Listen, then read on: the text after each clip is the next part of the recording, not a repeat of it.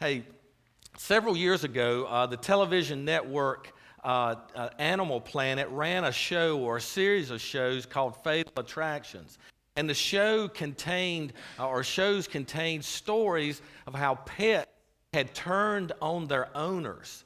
And, it's disturbing to watch. And I watched some of them on the internet, but it was things like everything from pit bulls that had been, just great dogs up until this point, and they turned on their owners.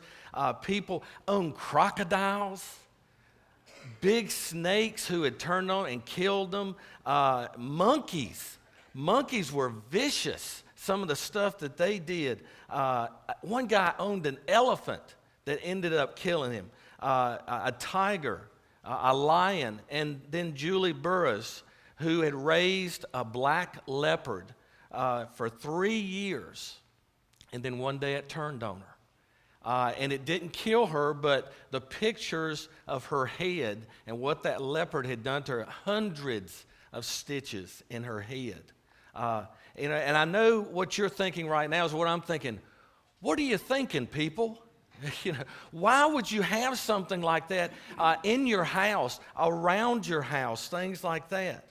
But you can figure out what happens here. When you get these animals, they're small and they're manageable. And some of them are cuddly and they're soft and warm. And you even give them names, like the black leopard that attacked Julie Burris. His name was, the leopard's name was Jojo. Jojo. What is threatening about Jojo?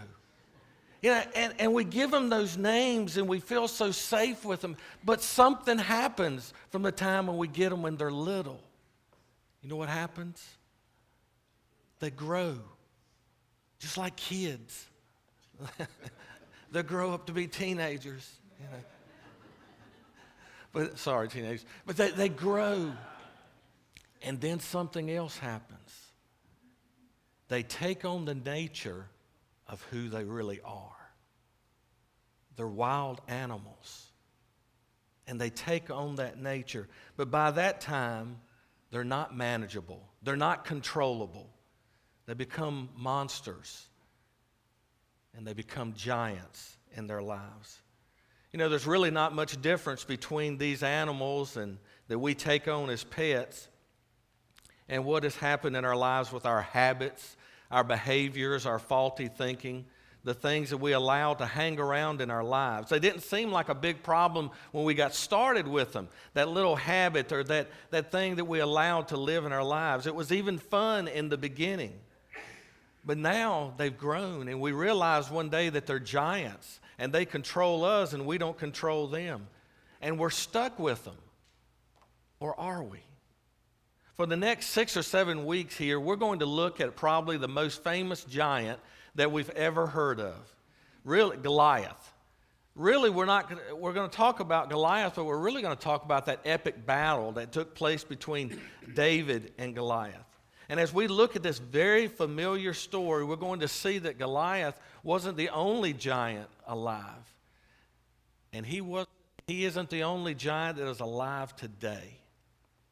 The giants that live in our lives, terrorizing us. Now, I feel like that as I've said just what I've said this morning, we already are divided into 3 groups. There's some of you, as soon as I said the giants that live in our lives, knew exactly who the giant is in your life, what the giant is in your life that's controlling you and wreaking havoc in your life. You knew it immediately. There's another group of people who have said, I'm not sure what the giant is in my life, but I just know something's not right. I know that I'm not in control of my life. I just know that I'm not happy and fulfilled like the Bible says a Christian is supposed to be. I just know something's wrong. And then there's a third group who just says, well, I don't think I have any giants in my life. Well, I think through the next 6, 7 weeks, we're going to be able to talk to all 3 groups of people. Maybe the giant in your life is fear, because that rules a lot of our lives. Maybe it's rejection. Maybe you came from a family that was based on performance. If you performed well, you were loved well. And so you develop that, and so you just never can let up. You've always got to push, push, push, and excel because you're afraid if you don't, you won't be loved. Maybe your giant is comfort. Comfort in the right measure leads to refreshing, but comfort in the wrong measure leads to entitlement, taking the easy way out or the way of least resistance. But not necessarily the easiest way is the way that pleases God. How about anger? And it may not be that you're one of those people who's always exploding and flying off the handle, but deep down inside, you know there's a smoldering fire that keeps you from enjoying life and enjoying people, and you know that it's robbing you of the joy of the Lord.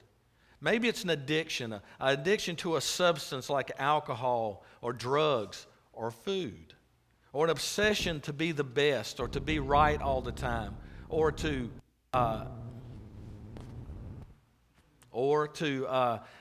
think that you've got to win everything. Or maybe it's an addiction of the thoughts where you have to please people all the time. No matter the giant, we most likely tolerate it at first, but now, I don't know what's happening here. Take me down just a little bit, David. We'll see what happens. But now, turn me up a little bit, David. There's a giant in my life right now. Some rationalize the giant. We make excuses for it early in our lives. But sometimes we get the upper hand and we think we've got it under control, but we know it's still there, lurking and ready to show itself again. The big question is, how do we get rid of the giants? Being a Christian should be more than being controlled by something or someone. Jesus said this about the difference he makes in life. He said this in John 10:10, and I'm reading this from the New Living Translation because I just like the way it says these last few words. The thief's purpose, talking about the devil, is to steal, kill, and destroy. My purpose, Jesus says, is to give them a rich and satisfying life. Doesn't that sound great? That Jesus wants to give us a rich and satisfying life. Not necessarily talking about rich financially, but a rich and satisfying life. We can live freely in the life that He's accomplished for us. And it begins with believing this one thing. Whatever giant you have in your life, no matter how big it is, you've got to believe that God is bigger. No matter how big the giant in your life is, you've got to know that God is bigger than any giant that you have. Now, we're going to talk about David and Goliath here for a good part of the summer here. And we're going to get started right now. This story is found in 1 Samuel chapter 17. Now, as you're turning there, it's going to be on the screen, but as you're turning there, let me set things up a little bit. The Philistines and the Israelites had been enemies. You read the Bible, the Old Testament, it's constant. They're constantly at war. They would draw at times, but they're always a thorn in each other's side. And in this time, they're at battle, at war again, and they're at a place called the Valley of Elah. And in the Valley of Elah, it says the brook of Elah, and that's like a stream that ran through there. And the armies had gathered, one on one side of the valley on the hillside and one on the other side of the valley. Now here's the valley. We're just going to pretend it's wider than this, but this is the valley right here. And I flipped a coin before. I'm sorry, y'all are the Philistines. You're the Philistines over here. You're the Israelites over here. And so they're divided up on both sides, and they've come there to do battle. But this is what happens. 1 Samuel chapter 17, starting with verse 4, says this. A champion named Goliath, who was from Gath, came out of the Philistine camp. He was over 9 feet tall. He had a bronze helmet on his head and wore a coat of scale armor of bronze weighing 500 shekels. That's 125 pounds. In other words, he was wearing a high school student on him. That's how much weight he was carrying around. On his legs, he wore bronze greaves, and a bronze javelin was slung on his back. His spear shaft was like a weaver's rod, and that just means it was big. And its iron point weighed 600 shekels. That's 15 pounds. The tip of the spear was 15 pounds. His shield bearer went ahead of him. He had somebody else carrying the rest of his weapons. Now, I want you to get the best visual of this as you can, so I've asked a couple of people to help me here. Kevin, come out here just a second. There he goes. Hang on to that second. Okay. If we were going to forget Steve over here for a second, if Kevin and I were going to get in a fight, y'all would start laying out some odds who's going to win. Most of you would pick Kevin. Some of you would say, I don't know, Greg's pretty sneaky. He's probably got a gun. You would start picking out that. But, so you'll get the idea of what the battle looked like. When David and Goliath, what Goliath looked like. I want you to see what the battle, what the proportions would have been like. All right, Steve, Kevin, take that tape measure there. Get it about head high. Go on down to 9 feet. Okay, okay, keep going. All right, let's get this thing. Okay, come down just a little bit. Come down a step, see what we can do. Is that about right? Yep, that's 9 feet. Okay, hold on, what you got? Now who would you pick? And I'm serious. This is what, and he's walking around, he's got a spear. Have you ever tried to throw a bowling ball? That's the tip of the spear. That's just the tip of the spear that he's got. Now, we'll get one more look at this, one more look. That's what it looked, and I trying to research it. An average Jewish man of that period was shorter than I am. So, this is what it looked like. Let's give him a hand here. All right. Thank y'all. Thank you, Steve.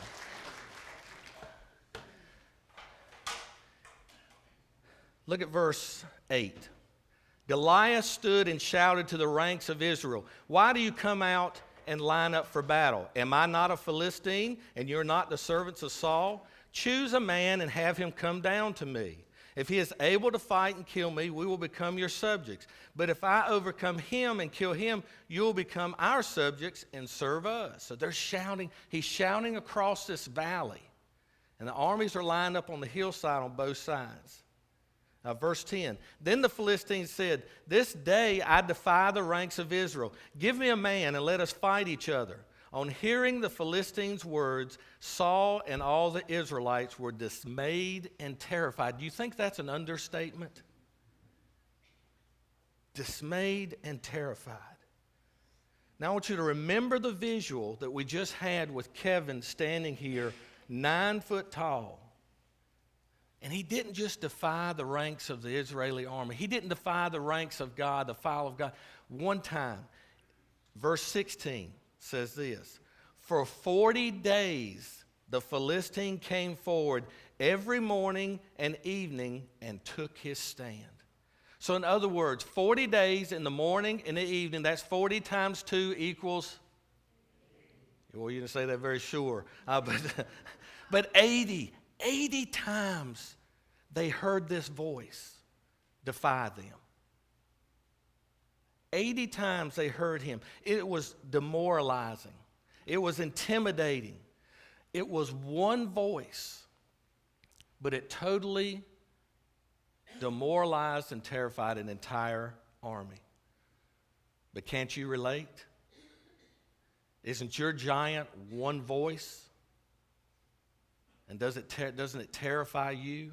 Doesn't it demoralize you? It crushes your hopes, your dreams, your self-esteem, your joy and glory in the Lord, your hope for a rich and satisfying life. But that's exactly what giants do. They steal those things from us. They take away those things that we want. And it's a yearning that God created inside of us, and they steal it from us. Now here is where David comes in. He has 3 older brothers who are fighting in the army. So he's too young, and he stays home tending the sheep, helping his father. But in that day, you would send food to the army and supplies to the army, and so the people you had there would have something to eat. So David's father sends him to the front of the lines and says, here, carry this food and check on your brothers. Come back and tell me how they're doing. David does this as he's told, and right when he gets there is when Goliath begins to talk one of his times each day doing his trash talk. Verse 22. David left his things with the keeper of supplies, ran to the battle lines, and greeted his brothers. And as he was talking with them, Goliath, the Philistine champion from Gath, stepped out from his lines and shouted his usual defiance, and David heard it. When the Israelites saw the man, they all ran from him in great fear. David hears the same one voice that this entire army hears, but instead of it bringing fear into his heart, it fires him up. It makes him angry. It amps him up. And he begins to talk to anyone. He talks to his brothers. He talks to the people around him. He says, who is this guy? How come nobody's fighting him? How come nobody's going to shut this guy up? And so he's talking to all these different people. And that kind of talk in a situation like this, 40 days into hearing this, the word gets to the king. Hey, we got somebody that's talking big. And so the king, Saul, sends for David. We skip down to verse 32. David said to Saul, let no one lose heart on account of this Philistine. Your servant will go and fight him. Saul replied, you are not able to go out against this Philistine and fight him. You are only a boy, and he has been a fighting man from his youth. But David said to Saul, your servant has been keeping his father's sheep. When a lion or a bear came and carried off a sheep from the flock, I went after it, struck it, and rescued the sheep from its mouth. When it turned on me, I seized it by its hair, struck it, and killed it. Your servant has killed both the lion and the bear. This uncircumcised Philistine will be like one of them, because he has defied the armies of the living God. The Lord who delivered me from the paw of the lion and the paw of the bear will deliver me from the hand of this Philistine. Saul said to David, go, and the Lord be with you. You know what Saul was saying? It's your funeral. Go ahead. If you're so determined, you go. And it's not like we have anybody else who's willing to go. Now, I'm skipping a lot of details, and trust me, we're going to get back to all these details we're going over quickly. We've got 6 weeks or so to do this, and we're going to spend some time. But for the sake of time today, I'm just going to move ahead. And I doubt I'm spoiling the ending for you. I think you've probably heard this. But, you know, David goes out, takes the 5 smooth stones. He goes out with his sling. He throws the stone, hits Goliath, and kills him. The battle's over. Ta-da. You know, the Philistines run, and the Israelites take off after him. David wins the battle. Now, if you're anything like I am, anything like I was as a teenager, I'd go to youth revivals, or the preacher or somebody would preach on this, or a youth revival speaker would speak on something like this. And buddy, I'd get so fired up.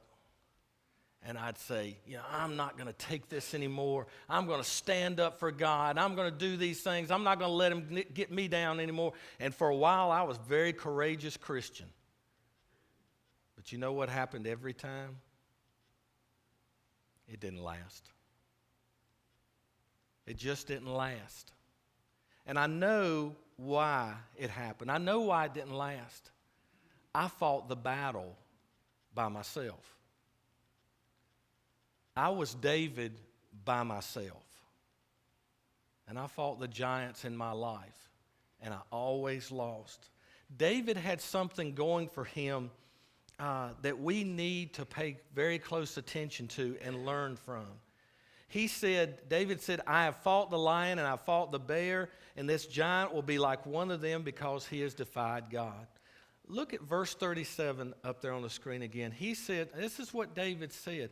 He said, the Lord delivered me who delivered me from the paw of the lion and the paw of the bear, will deliver me from the hand of this Philistine. David had experience and he had confidence. But this experience and this confidence wasn't in David. He had experienced what he's saying. And look at verse 37 and tell me if I'm wrong. He had experience being with God. He had confidence in what God does in those life-threatening situations. That's what the verse says. David was famous for something else. David was a writer and a singer. He wrote songs. He wrote psalms. He wrote poems. And he wrote these, most of them were written while he was out, either in battle or out tending sheep. And so he didn't just live his life taking care of sheep and fighting giants and tigers and or lions and bears. He worshiped God. When he was out there, he learned how to worship God. He developed a view of God. He developed a picture of what God is like when you're being attacked. He developed a picture of what God's nature. He developed a relationship with God, a love for God. He saw how God provided for him. He developed a respect with God.